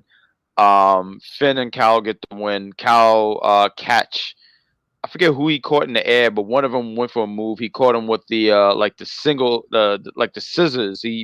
This is a submission he does. I apologize not knowing that exact name of his submission. But he catches him with the leg, give him the tap out. The babyface get the win, and you have Kyle O'Reilly pointing to the as they were in the ring, they point, and Pete Dunne is there, who early in the night he drops off in the car. He drops off Player 1 and Player 2, but he's in the ring. Is he an Uber driver now? He is an Uber driver. Hey, listen, times are hard. Definitely. Times are hard. So yeah, that Pete Dunne. There you go. Remember how before we were talking about Timothy Thatcher in the kitchen cooking? So yeah, I mean, like, he's in the kitchen cooking, giving people uppercuts. He just punches you if like your corn is not cooked. He give you a single leg crab. I don't know why. That's just like, I just want to see that now. I just want to see him on Hell's Kitchen. But they attack Finn. All three guys attack Finn. Kyle try to help, and then the babyface are overwhelmed, and the Undisputed Era comes out. And there's a moment where all of them are together, and all four of them are standing side by side. So you have Adam Cole, you have Roderick Strong, you have Kyle O'Reilly, and Finn is right there as like the third guy because Bobby Fish is out. Poor Bobby Fish, but they have it's fish out of water, baby. So all four of them are standing side by side, and you kind of go like, is he a part of it? But then Finn gets out of the he steps out and then grabs his belt and he's just by like himself. last week. Huh? Just like last week. Yeah, so he pretty much don't want to do the group thing. He just want to do his own thing, which I really like. I really like and I think the thing about Finn that's really cool, like, I remember we talked one time and I said, Finn, I feel like the NXT Championship means the most in wrestling to me. And he was like, well, the SmackDown title too. And granted, I get those things, but I think the thing I like about Finn is the aggression that he brings. I like the character change. He's a baby. I mean, at the end of the day, he's a baby face, but he's not your traditional baby face. He's not the same Finn he was on the main roster. So, he had that moment. I felt like any other time, he might have like booking wise, they might have just paired them together, him and Undisputed Era. But I like that he looked and he was like, no, and he just rolled out, and that's really how you end NXT. So I think the next contender here for the NXT Championship is definitely Pete Dunne. So, and I look forward to that. I think that's going to be a hard hitting match. So I think that's where you go with. You go with Pete Dunne. It's possible, but that would also make sense if they're turning Cross face against Escobar, because then you have a face against a heel when Cross goes against Dunne, assuming Dunne wins. Right. If not, you throw that out. But they're definitely experimenting during this no crowd era with less traditional rivalries. You're having face against face, heel against heel, tweener against tweener. But yeah, I agree with you. Finn is his character is similar to Moxley's. Right. Finn though feels more authentic. I always feel like the guys in AEW and the women that they're sort of playing at wrestling. It's sort of like a parody of a wrestling show. Finn feels authentic. Yeah, I agree. And not everyone in NXT feels the same way. And again, some of the authenticity is also boring. Like you said, or like I said, there's basically 8 guys that are exactly the same. You said that. Yeah. So, that's not exactly always a good thing to be that straight. Anyway, I don't know. I mean, I feel like I'm plugging MLW again, but they sort of have a nice little mix, though. I have to tell you, I'm a little bit confused between they have a faction called Contra and they have a faction called Injustice, and I'm not really sure who are the faces or who are the heels, but maybe they're doing the same thing too. They've been teasing that Selena De La Renta sold her interest to something Azteca Corporation, and they were teasing what looked like Dario Cueto's office. So maybe they've hired the actor that plays Dario Cueto to come and reinstate his character, or his father, who was, because Dario was dead and his father was sort of playing it, or what we believe might be his father. But whatever it is, I mean, you give me Dario, you have Mil Muertes, you have Dario Cueto, you get Katrina. I mean, you was a huge fan of Lucha Underground.